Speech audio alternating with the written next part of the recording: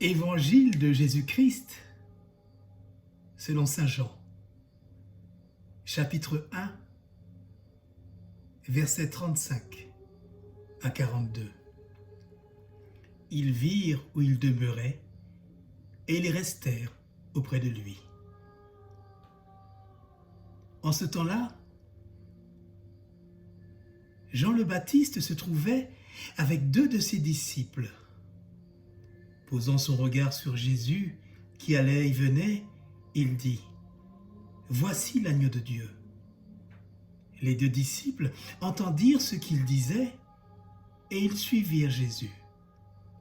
Se retournant, Jésus vit qu'ils le suivaient et leur dit : « Que cherchez-vous » Ils lui répondirent : « Rabbi, ce qui veut dire maître, où demeures-tu » Il leur dit : « Venez, et vous verrez. » Ils allèrent donc, ils virent où il demeurait, et ils restèrent auprès de lui ce jour-là.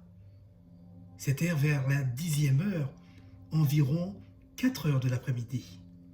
André, le frère de Simon-Pierre, était l'un des 2 disciples qui avaient entendu la parole de Jean et qui avaient suivi Jésus. Il trouve d'abord Simon, son propre frère, et lui dit : « Nous avons trouvé le Messie », ce qui veut dire Christ. André amena son frère à Jésus. Jésus posa son regard sur lui et dit : « Tu es Simon, fils de Jean. Tu t'appelleras Képhas, ce qui veut dire Pierre. » Acclamons la parole de Dieu. Bonjour mes chers amis. Les textes qui nous sont proposés ce dimanche pour nourrir notre foi nous parlent de l'appel du Christ ou de Dieu qui vient retentir dans nos vies et les transformer. Cet appel est adressé à chacun d'entre nous. Tous les baptisés sont appelés, du fait de leur baptême, à être prêtres, prophètes et rois, et à devenir même disciples du Christ. Mais être appelé ne suffit pas dans ces lectures. Il faut savoir aussi reconnaître et discerner cet appel qui nous est adressé. Nous sommes appelés à respecter notre corps et aussi le corps des autres. Le corps n'est pas une marchandise. Le corps n'est pas un objet dont je peux disposer comme je l'entends, comme le sous-entend notre société pour justifier l'euthanasie, l'avortement, la GPA ou toute autre manipulation biologique. Pour le chrétien, le corps est sacré. Il doit être respecté comme le corps du Christ lui-même. Le premier appel qu'il lance au Christ est bien de regarder le corps comme un don de Dieu qui nous incorpore au corps du Christ. Venir, voir, demeurer, écouter, tout cela passe par le corps. Aimer, servir, respecter, prendre soin, se rendre disponible, partager, tout cela passe par l'essence corporelle. Le Seigneur Jésus est venu pour s'adresser non seulement à notre âme, mais également à notre chair, en notre condition humaine, pour nous rencontrer les uns et les autres, et rencontrer le Christ, et pour nous permettre de demeurer avec lui, de sorte que notre corps devienne un sanctuaire de l'Esprit Saint. Attention, il ne s'agit pas de surveiller les comportements et de les condamner. Non, il s'agit d'accepter que le Seigneur Jésus puisse nous donner et nous appeler. Et pour cela, il ne suffit pas seulement de changer son regard sur soi-même, mais il s'agit aussi de changer son regard sur l'autre. Comme c'est le cas de la première lecture, avec le prêtre Élie et Samuel, Le regard que le prêtre pose sur Samuel doit changer, car ce n'est plus l'enfant serviteur qui se tient devant lui, mais c'est celui qui est appelé par Dieu, celui qui doit lui succéder à la place de ses propres fils. Nous aussi, nous sommes amenés à changer notre regard sur le Christ, mais aussi nous sommes appelés à voir au-delà des apparences. Et nous aussi, nous sommes appelés à avoir un autre regard sur nous-mêmes et nos capacités.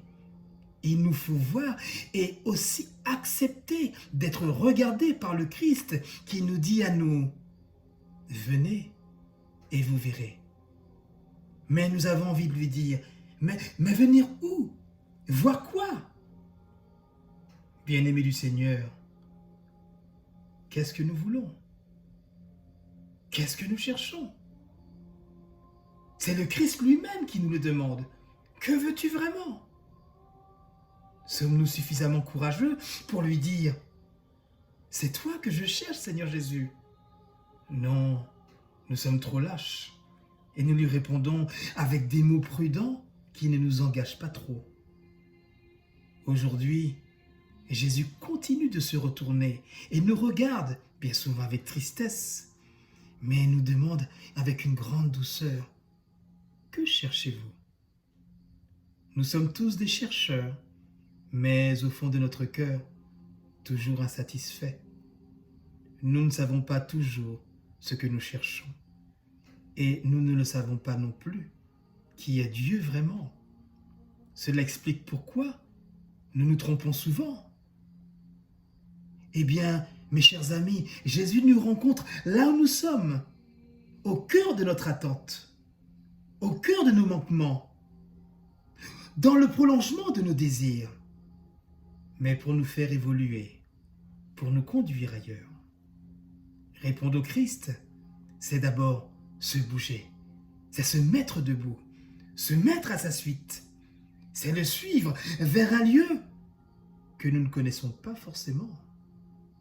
Mais ce que nous savons, c'est que le Christ veut nous transformer, tous autant que nous sommes, et nous donner une place dans son royaume. Le Christ ne veut pas nous empêcher de vivre, non, au contraire, lui seul peut nous détacher, peut nous libérer, peut nous guérir de nos passions, de nos forces ténébreuses, de nos pulsions de mort, de nos mauvais esprits qui nous habitent et nous aliènent. En cette nouvelle année 2024, mes chers amis, demandons de demeurer avec le Seigneur, d'écouter le Seigneur, de laisser ses rencontres nous former, nous façonner, nous transfigurer, nous remplir de sa paix, de sa force. Et je vous souhaite également à tous et à toutes, au-delà de cumuler une année supplémentaire à notre vie, d'ajouter surtout de la vie à notre année.